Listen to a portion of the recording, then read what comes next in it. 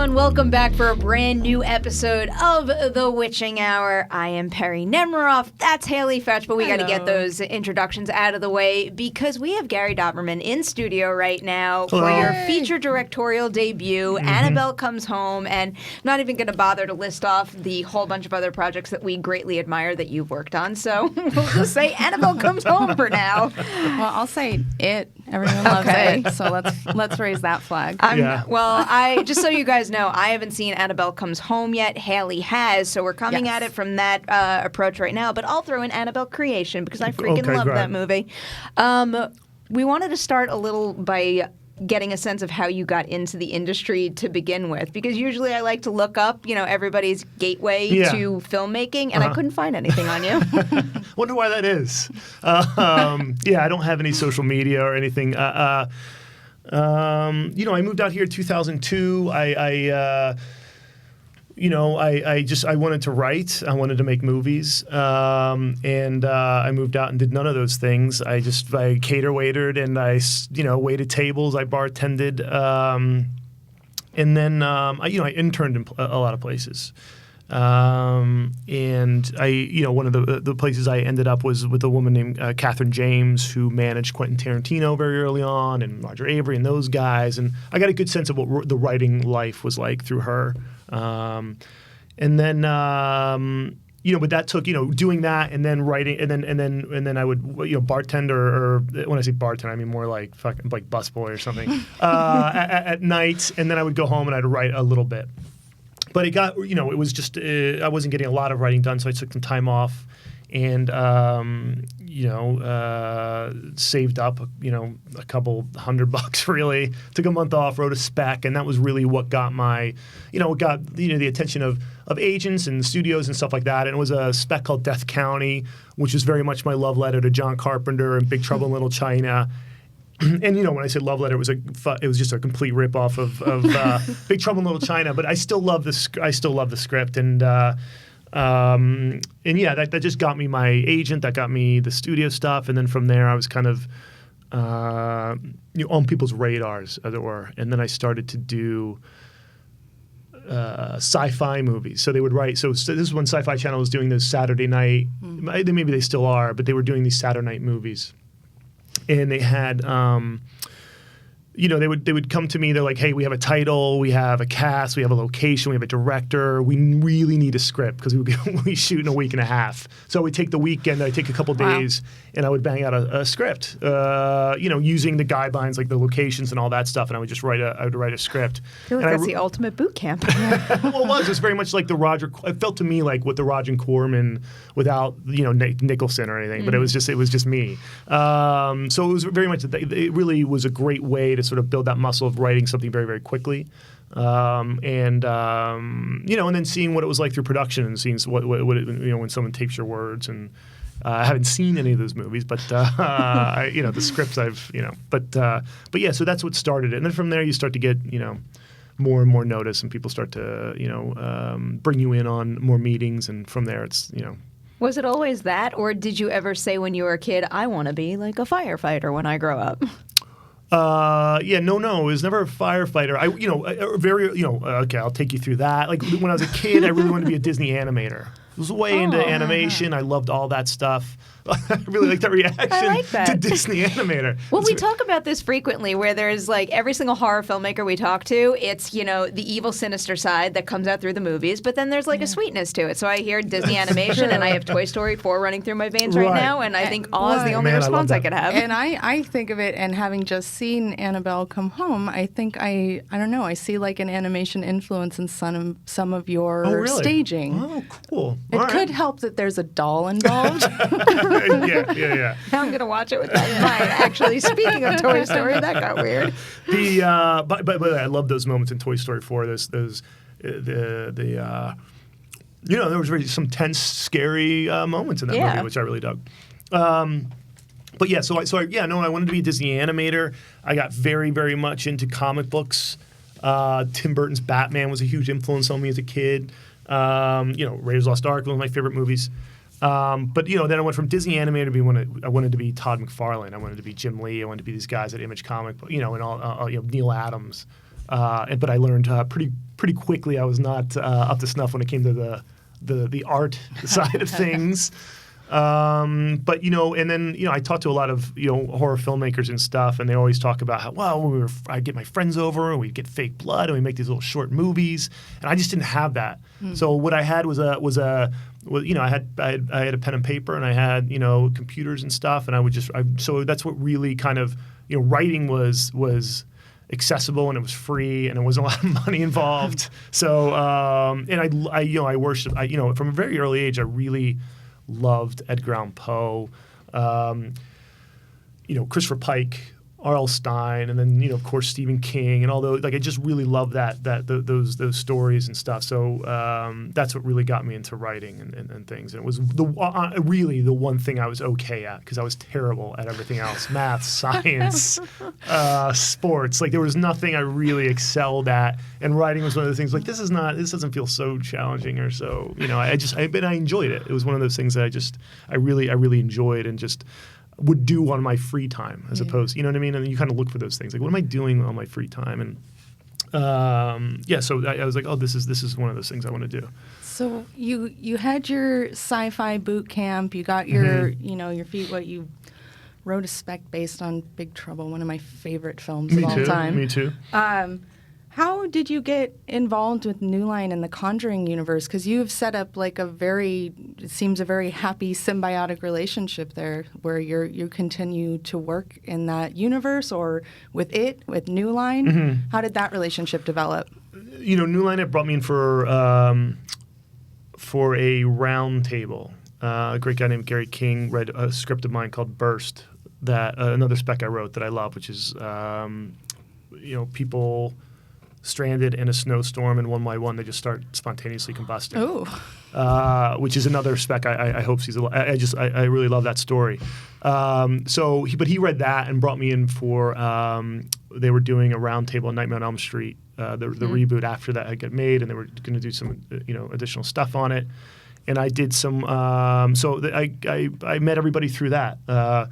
Walt Hamada, Dave Neustadter, they're like mentors to me. They brought me in, and I helped them out on that. And then from there, we did a couple other scripts, and that really got the sort of the ball rolling in terms of the New Line of it all. Mm. But it's like you find your village, you find your people, and you kind of want to work with them as much as you can, as long as you guys are getting along. That's kind of how I look at it. Yeah. You get to. You choose the project, but you also, when you're choosing the project, you're also choosing the people that you're going to be in the foxhole with throughout this whole process. So you want to make sure you're with the right people. That was a lesson I learned pretty quickly. Like you need to find the right people, and fortunately, they've been the right people for a pretty long time. Yeah, and if you're looking to tap into horror legacy, you can't do better. Exactly right. No, for sure. Well, even with that, it feels like you guys had to find your footing, at least, because I was like one of the biggest Conjuring fans in the world. It was my favorite movie of 2013, and then admittedly, I didn't love Annabelle. But then you guys turned it around so incredibly well with Annabelle Creation, like to a point that I was not expecting. And I'm like, oh, they got this. They're going to run with it. So I'm just curious from your perspective, what is it like after Conjuring to have Annabelle come out and maybe the reactions not be as hot? And then what's going through your head in order to get things done quite like you did it with Creation? Because I was so impressed by that turnaround. Thank you. I'll say, yes, the critic reaction to Annabelle was not great, but I can't. Look, if that's something I can. We can have a whole other podcast on that stuff. However, it did very, very well at the box office, right? Yes. So, but yeah, you are learning. It is an education as you're going forward. But I don't. My education does not involve me listening to the critics and going like, oh, it's not as if they're telling me anything. It's not like, oh yeah, no, you're right. It's not surprising when these things come out where it feels like it gets a little bit of a backseat driver sort of situation, but it wasn't. But you just kind of, we took time in the story, we stepped back. Sandberg came in, and he's a great talent. But we learned on Annabelle, and I had a really. Just a fun experience making that movie. Leonetti was so gracious and generous letting me be on set. So that was really, and he really set the tone for all the other movies in terms of like that collaborative environment, him working with James Wan and all that stuff, which I think is something I personally like, an environment I really thrive in, which is a collaborative sort of back and forth conversation that I like. And we just put 2 and 2 together that you two had worked together. What's that? Wolves at the Door. Didn't he direct that? Yeah. Well, that was something else. Yeah, before. But I had written the first Annabelle as well. Yeah. Yeah. So that was another one where you're just kind of trying things out, and again, it felt very.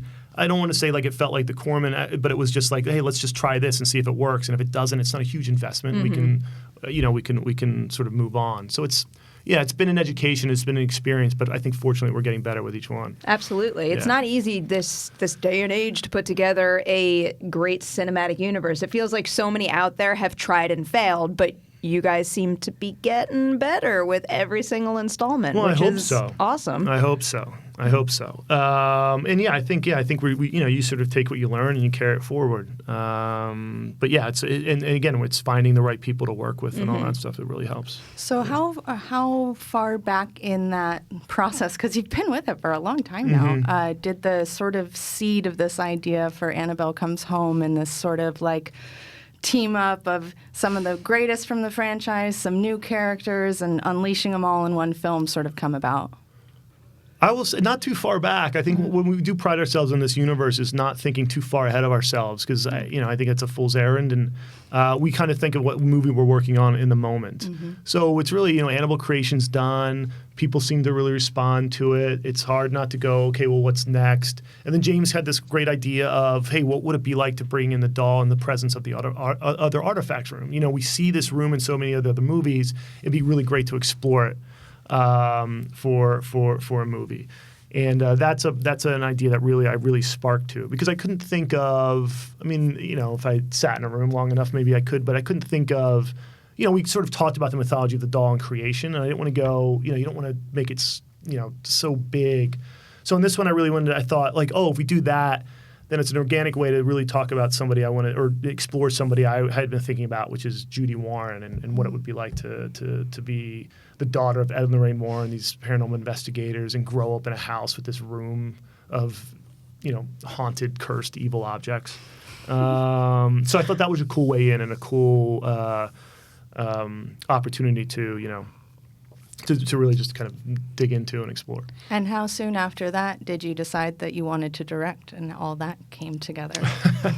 That was early on too. I was writing to direct. We knew very early on in the process I was going to direct, and it just felt like a natural progression, because I had been on the other movies, on the sets, and through prep and production and post, and so I could go in a little bit more wide-eyed, knowing sort of the challenges that present themselves when you're directing, and not be so caught off guard with things. So it just was a really just part of the conversation, because then we're always looking around for who do we think could direct this and all that, and it just all eyes came to me, and we're like, hey, what about you? And yeah, what about me? So from there it was just, then I wrote the script knowing that I was going to be the one who had to do something with it.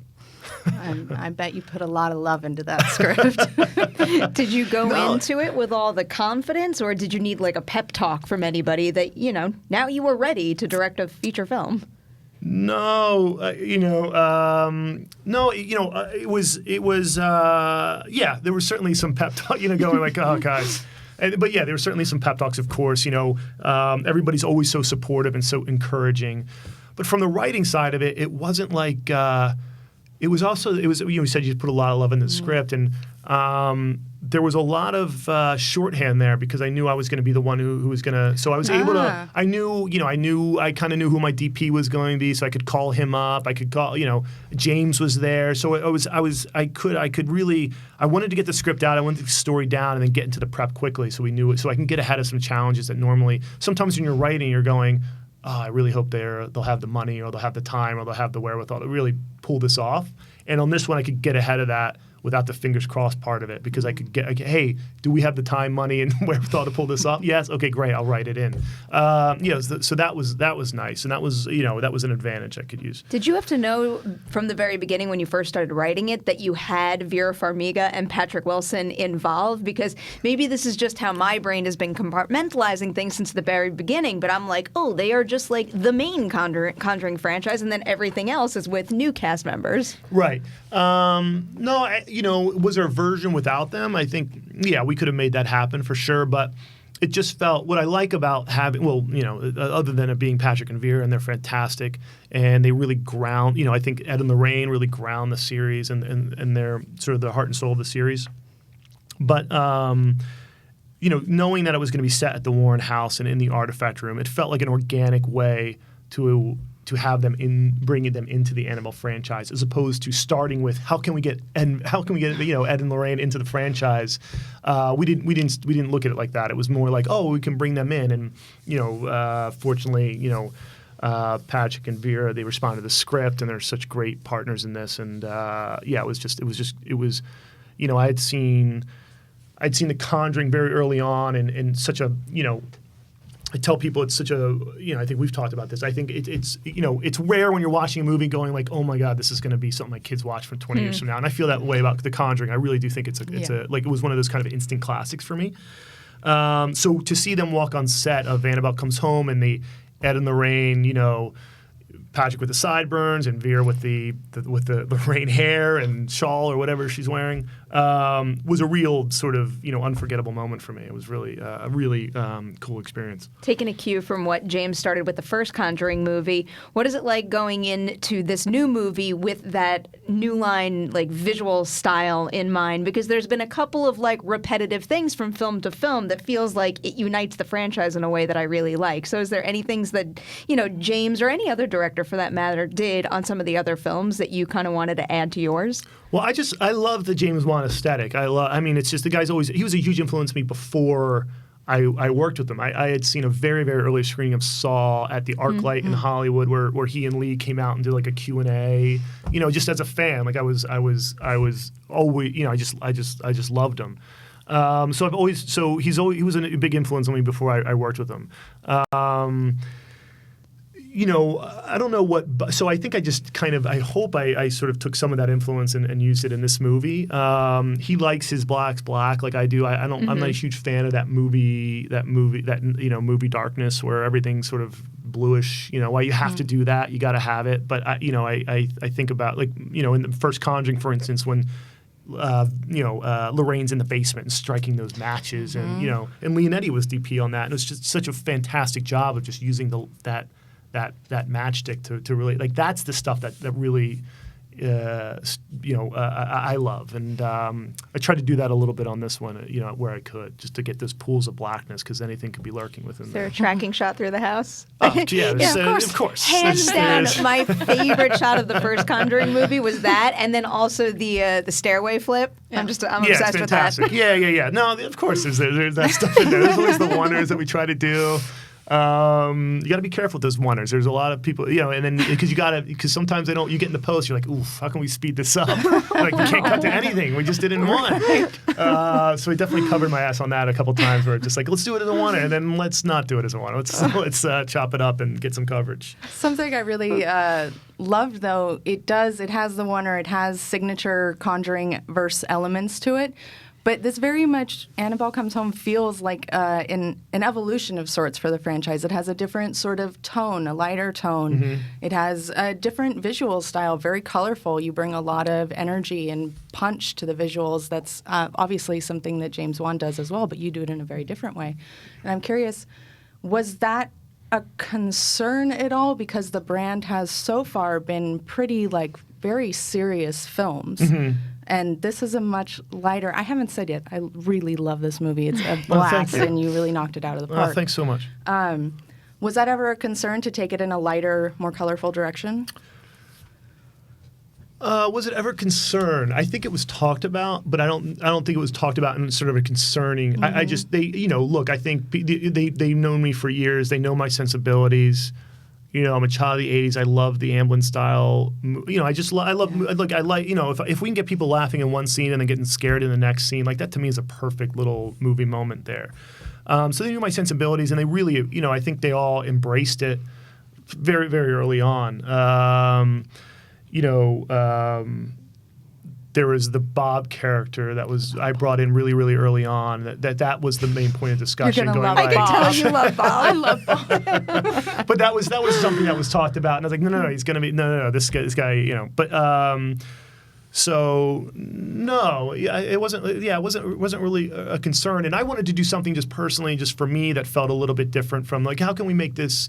You know, I'm not expanding on the mythology of the doll. Like, how can we make this a little bit different? Just so it doesn't feel like, we're doing the same thing over and over again. And this movie, for a lot of, like, for me, this movie and working on it was you know, it was like comfort food or something. I just, you know, the year prior spent a couple months in Romania on the set of The Nun, which is, you know, I love Transylvania. It's beautiful and all that stuff. But, you know, being away from my wife and my kids, and, you know, it's like there's no easy flight back. You know, you get really, really homesick. So this was very much a homecoming for me as well. You know, and I wanted to get back to a little bit more of the traditional stuff. I love creaky floorboards. I love rocking. I love that, you know, I know it's, you know, well, it's sort of tropey, but, you know, for me, I dig that stuff. So I wanted to bring that back too and all that. I feel like a lot of the franchise has a classic vibe, and I don't know, maybe that's part of the reason why I take to it so much. Usually when you have, I don't know, 3 movies, if not more, in a single franchise, you see certain elements get updated with every single installment. Mm-hmm. So the look of the Annabelle doll seems like it's the same, but is there anything about the doll you got to work with on this movie that was drastically different from the very beginning?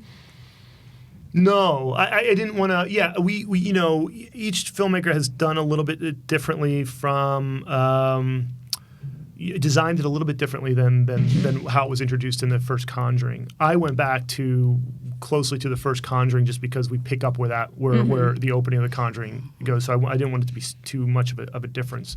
But beyond that, I mean, it's one of those things where people have such an intense reaction to seeing her that it feels somehow misguided to go a little bit like, you know, no, I'm going to put my own spin on the doll because it feels like it's working already, and it's worked so well for so long that I didn't want to do anything too drastic with it. And that's what's great about that doll. Why she doesn't get up and move around or anything like that. You can really just cut to her and hold on her, and it gets people on the edge of their seat, which is so great. That is so fascinating. It's an inanimate object that just sits there. So it's like at the very beginning, I'm like, well, how do you make it scary for a whole movie? And there's just something about a cut and that's it that works. Yeah. We learned that pretty early on too. Like the audience, it's great when you're watching it and you're you know, we show these movies to family and friends and stuff, and whenever you cut to that doll, there's always that little nervous whisper in the audience. And you're like, man, it's so good. It's just, you know, you don't want to lean on it too much, but it's a good. How do we get them on their toes soon? Well, you get to like play with so much in this movie because of the context of bringing the whole room alive. Right.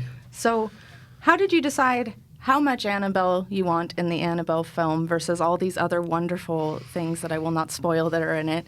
And, you know, striking the right balance so it still feels like an Annabelle film, but you're still playing with, you know, sort of every color in the crayon box you have at your disposal. Yeah, and that was a real challenge. It was looking at it from an editorial standpoint, you know, when we scripted it out, because I had many drafts where it's like, you know, a lot more artifacts and stuff, but then it just becomes, you know, the waters start to become muddied, and you don't quite know which one you're supposed to be scared of, if that makes sense, because there's so much there, you know. And I didn't want it to feel like that, and then just expositionally, like you're just like, oh my god, like here's another scary story about this thing. So I knew I wanted to treat Annabelle, as we do in a lot of these movies, just kind of, she's like the orchestrator, she's like the maestro, the conductor of all this sort of mayhem. She is. Unlike Chucky or somebody who, and I love Chucky, you know, gets up and does his own dirty work. Annabelle sometimes has other people do it for her, other entities or spirits. And I think she does that in this movie too. So I wanted her to be sort of, you know, have, you know, sort of the main presence, but, you know, really I thought this would be a great opportunity to explore those other artifacts. And then it just came down to me going back to this, the Warren archives and the case files and just, or just what do I think would be cool to play around with, sort of mentally doing a tour of the artifact room that James had set up in The Conjuring 1, just to see what I really responded to and what I think could be fun. So it was a ongoing conversation with myself about what not to include, because there is a lot you can include. There's a lot of stuff on the shelves. So yeah.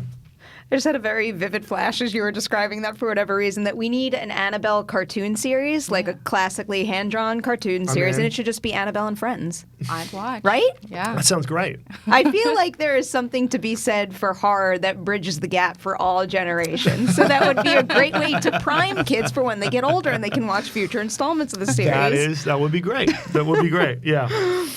And you'll get to embrace your animation passion. There you go. I know. Exactly. I know. I just lost out on a Super Friends sell over the weekend at Heritage Auction. You ever go on that site?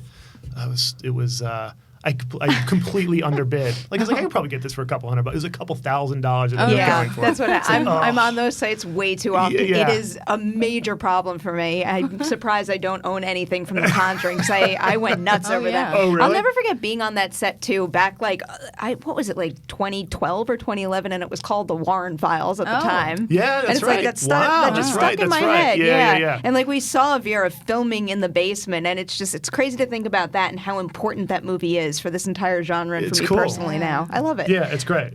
But back to the thing, I do.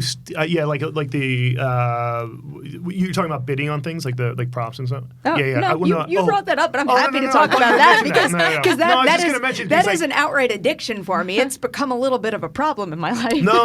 I know, and I literally wrote into the script like. The Remington typewriter comes alive and starts typing "miss me," and then I literally wrote, "I will be stealing this after the production," just so everybody was aware. Like there are going to be things that I'm taking home from the set because, like, as a director, as a director, I was like, "Man, I want to take some ownership of these things," and so I was able to take a few things home and put them on the shelves. I don't understand how anybody kind of holds back when they make a movie and they don't take something. Like the fact that there's some actors and directors out there. They put the fear of God in you, though. So it's like, but it's like, fuck, I gotta do it. I've also heard stories of like actors who do, and people are like, "You're gonna have to give that back, buddy." Funny story about that. Man, I don't know if I should be. Maybe I'll. Sure. But so I did take the doll home on the last day. And I was like, I wasn't sure I was going to do it. But like, someone told me, like, what do you think? They come to your house and actually take the doll back. 2 days later, they came to my house and took the doll back. Oh my! So that was,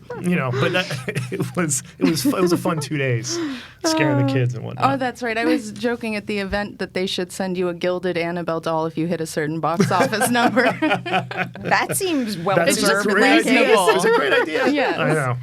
You are also sitting at the table that is the self-proclaimed Mckenna Grace fan club. That's right, yes. We think she is like the greatest thing in the entire world. So I am too. we I'm need to part of this fan know, club. what is it like working with her? I assume it comes across like she is just a young pro. I forgot to tell you, she gave me a sticker at the junket. She was giving everyone stickers. It was the sweetest thing ever. She would every other day, I think. Not every other day, but she would make me things all the time that I still carry around with me. I have in my backpack and all that stuff. But she would just come in with these crafts that she made. And it was just the best. It was so touching. But she is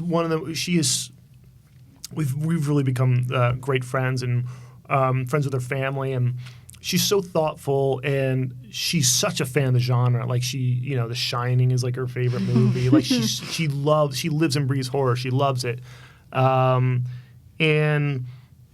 it was just you always get nervous when you're working with young actors because you never know how they're gonna. But she's so on it that it was really. We had such a great shorthand. There was not much I really had to do to coax a great performance out of her. She is next level when it comes to talent. Judy Warren has this otherworldly being about her. And Mckenna's that same way, so it's just it fit well for the character. I guess you guys dipped your toes in the Hill House world twice now, because now I'm just Yeah. remembering Lulu Wilson is in Creation. Or did That's they right, dip but their toes Creation in the was- she was in Annabelle Creation world? before Hill That's House. right. That's a fair point. They stole it from you guys. They're just taking. They're like, who's great at horror? Check. Oh, now we need Gabriel Bateman from Child's Play in a future Conjuring universe movie, because he worked with David Sandberg, in and Lights he Out, is right? phenomenal. Yeah. Oh, he's fantastic. That Bateman family is something else. Oh yeah, Good Talitha's Talitha in, Bateman is it? All right. Yeah. I see what's So now happening. it's I see what's all- happening yeah, here. It's all connected. It's all connected. Classic Hollywood. Yeah. So you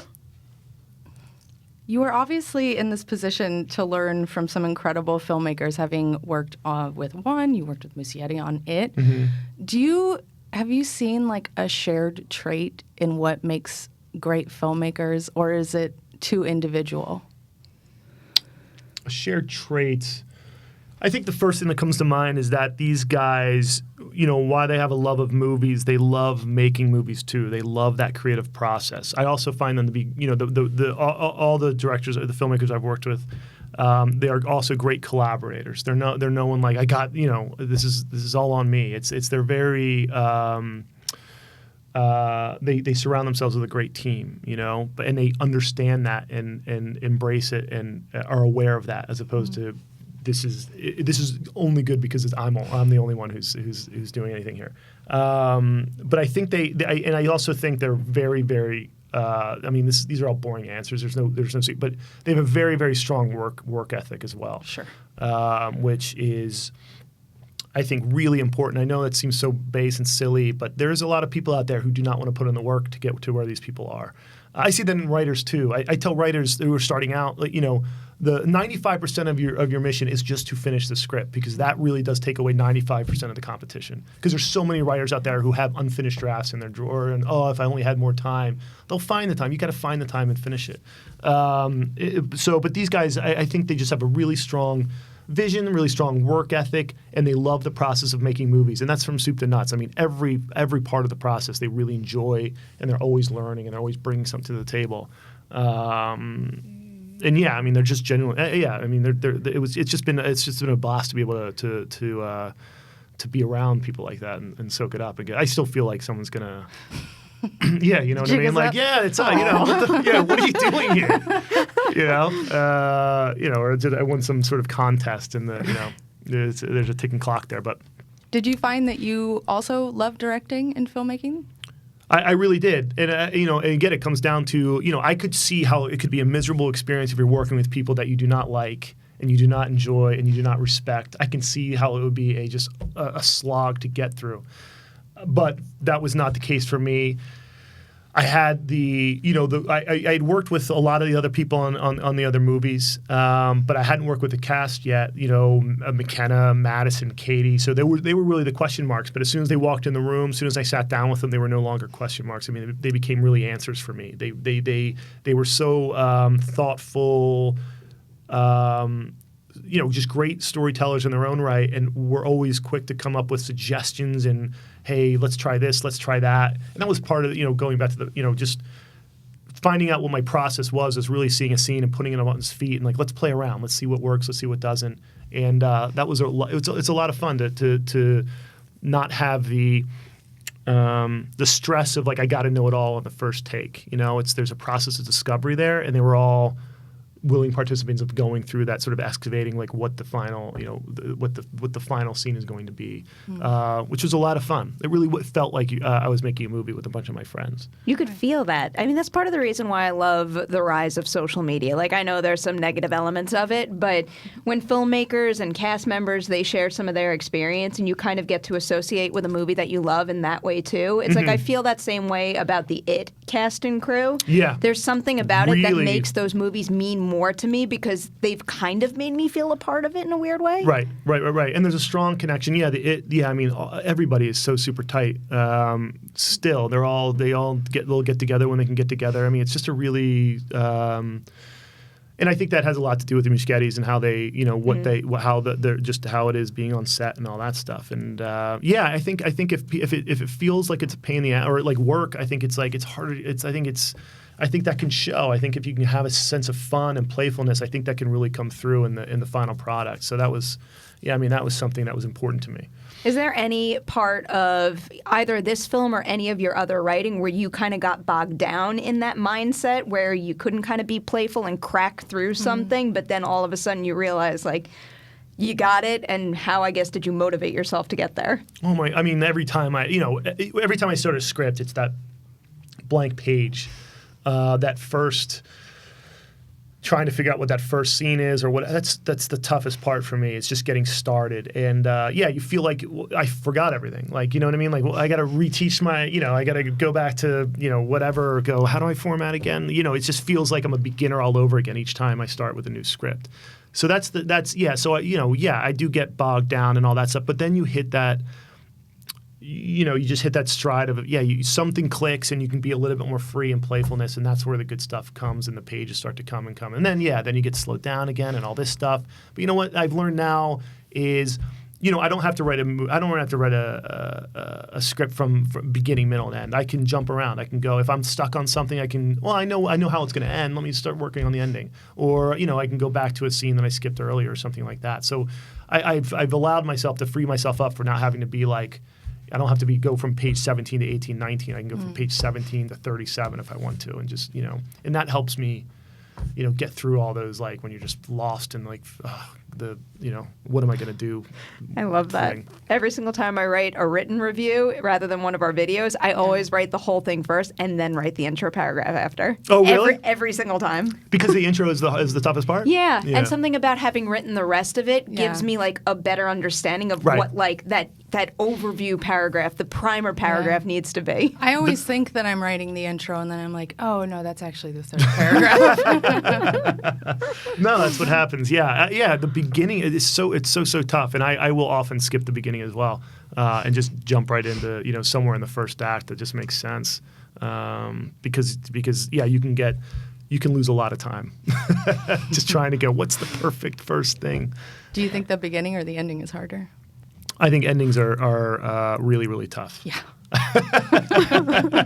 They're really, really hard, especially in horror. Yeah. And because we're big Stephen King fans, we have to go there. I'm wondering, what do you find to be the most difficult thing about adapting a Stephen King novel? Not fucking it up. That's a very appropriate answer. It is not. I don't want to screw it up. Historically true, also. Yeah, I don't want to screw it up. I mean, these things have worked as well as they have for such a long time. So it's not like I'm going to come in and go, oh, he got it wrong all those years ago. I'm finally I've figured out how to fix it. So it's again going back to this artifact stuff. It's very much an editorial process of going, like, because I can't fit it all, and it's all great. Right now I'm writing Salem's Lot, so it's just one of those, so it's one of those things I want to be as faithful as I can. But there is a lot of characters, there's a lot of stuff, and you got to go, okay, what can I do without that people aren't going to miss? And that's oftentimes with working with my producers and the executives over at New Line. Like, I will try things out, not tell them that I'm losing something, and they're all fans of King as well, so they all know it front to back. So I'll take something out, and if no one pings on it, if no one goes, hey, where did I know, like, oh, maybe that's something we can do without. But it really is like trying to, just get to the meat of it. But it is it's a really great experience, fun experience, adapting someone like him. Why Salem's Lot?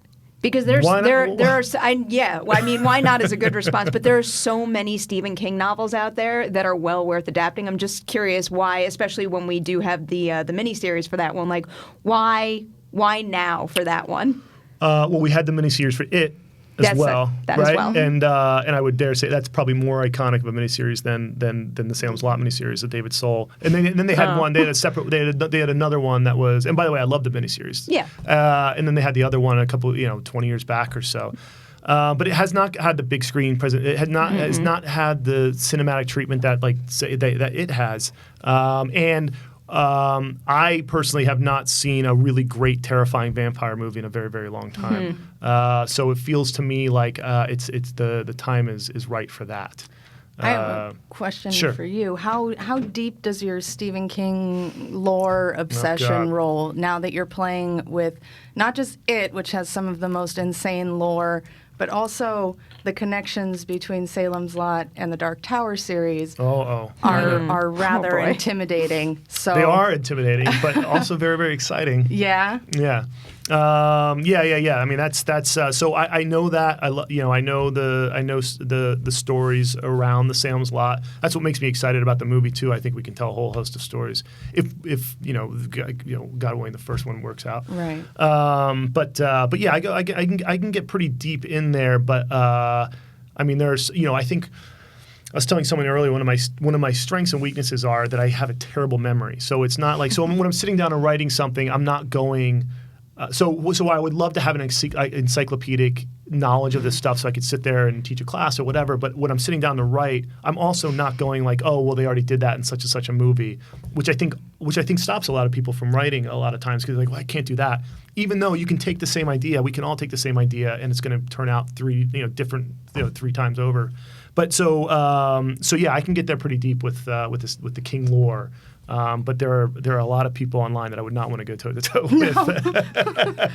It's actually one of the most intimidating mythologies, I think, to try to process, and if you should ever be hired for a freelance piece, write about. Same thing. I was like, this is a little terrifying. Have you written that yet? I have. It hasn't published yet, though. Oh my God! Birth Movies, Death, Fall Horror Magazine. Oh really? Yes. Oh, we have to say, it's Birth Movies. Yeah, and then I'll be reading it. Awesome. And I'll probably have to tack it to my wall as a chart. It's surface level. There's too much. I mean, even just with it's particularly about it and Pennywise and trying to make any kind of sense out of that. But then as soon as I write about that, I have to mention the Dark Tower stuff because there's so much that is like not confirmed connected, but tangentially. Yeah. That's a lot. I mean, I know you can't talk about it like at all, so I'm not going to press on that. But that's, all I'll say is that if you like the first one, you're very, very much like the second one. I am happy with that statement. We are big fans. Of very the big first one. fans. And I have a huge compliment to pay you. Oh, please. Which is that having seen Annabelle Comes Home, I don't think you get enough credit for what works in that movie because of the development process and because there was a pre-existing script. And I saw in Annabelle Comes Home so many of the things that people love about it. Oh, thank you so much. I really appreciate you saying. No, I appreciate you saying that. I was very, very happy to be involved in that one, and that was a great experience working. That's where it was just to be. That's where I met the Mishkadis and was able to start a working relationship with them. And but yeah, it's very nice of you to say. But it's just I'm just happy to be a part of it. I don't really.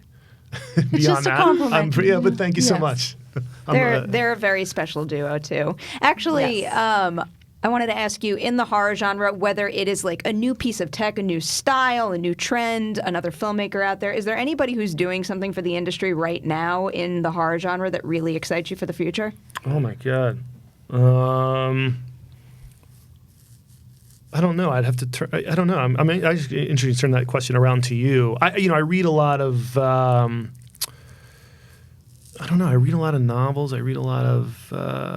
I'm trying to think. What would you say? Do you have right now? One of the answers that it's always just on the top of my brain is someone like Octavia Spencer, who I'm just thinking genre because of Ma. Someone who has some star power and some weight to swing around, and they're using that to make films for themselves, to give new opportunities to people who hadn't had them before. So I would say someone like her. Oh, I think that's a great answer. Yeah, I think that's a fantastic answer. What was the other thing I was thinking of? Oh, I know nothing about it, but this idea that Spielberg's doing something where you can only watch it at night. Interesting. What? Interesting answer, or interesting idea, or interesting? I don't like that idea at all. I'm trying to read into your interesting. All three. Does that not fascinate you in some way? It does completely. Yeah. I mean, we're here to hear what you think. I just think that Steven Spielberg has long not necessarily understood how people like to take in material at home, like his fight against DVDs and stuff. And I think that asking people to tune in specifically only at midnight is not going to be awesome for numbers. I'm thinking beyond the numbers, but I love the idea that it makes it feel a little bit like an event, because nowadays I find something there's with social media and things, everything feels so familiar and so readily accessible. It's hard to there's very few things that feel like events anymore, and so something like that makes it feel like everybody's going to gather around at midnight and watch this thing, and everyone might be 3 people, but it's still something that excites me, because I find it to be a little like, I think we're so oversaturated and there's everything's so accessible, and I spend more time searching for something on Netflix than I do watching for something on Netflix. Things like that. We're just like, let me see, and I'll watch 20 minutes of something or there, but something like that makes it feel like a real, it could be a real event. I don't know whether or not, but it's cool. I have no idea whether it's going to work or not, but I like that it's being tried. It's almost like a blending of the old and the new. It's like the new is watch anytime you want on any device you want, whereas, originally when it was broadcast TV, we used to sit down at 8 o'clock on a Thursday to watch the hottest new show, and this is almost like a mixture of those two. It's just a controlling aspect of it. I find I'm really bummed out by...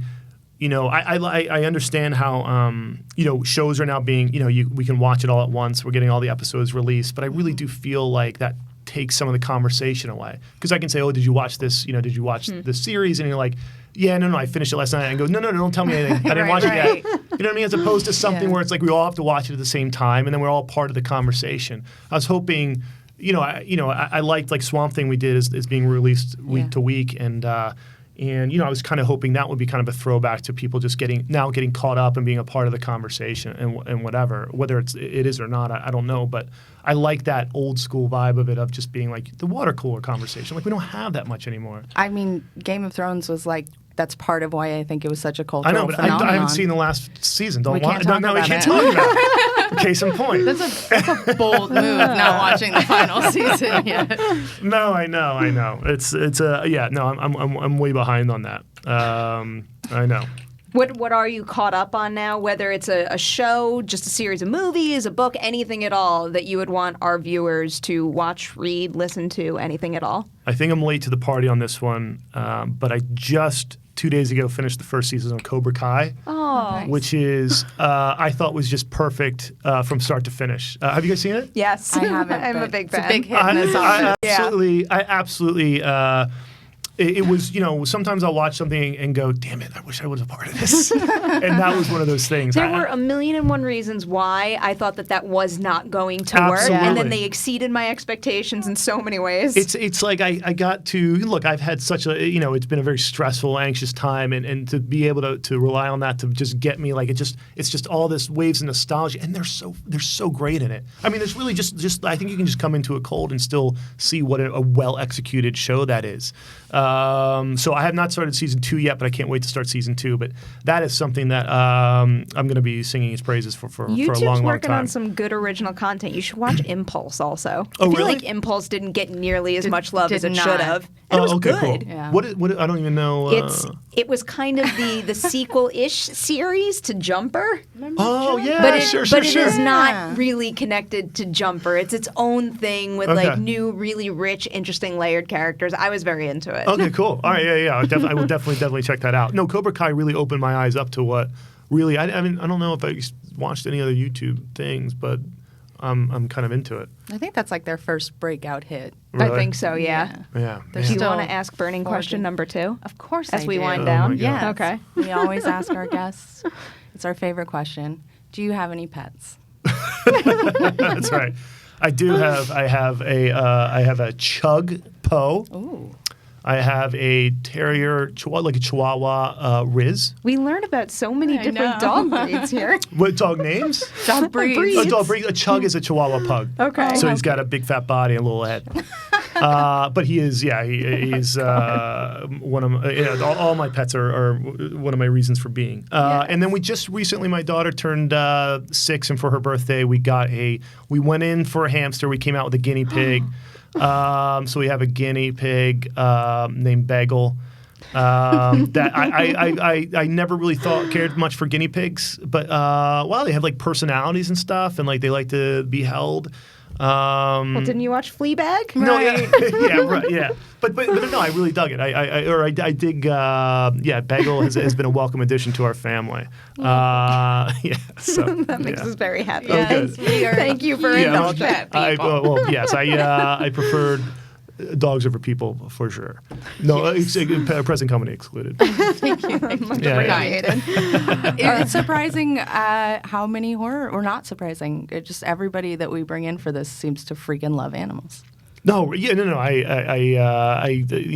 the first. I love people showing me pictures of their pets. I love showing my dogs. I have so many photos of them just sleeping or whatever.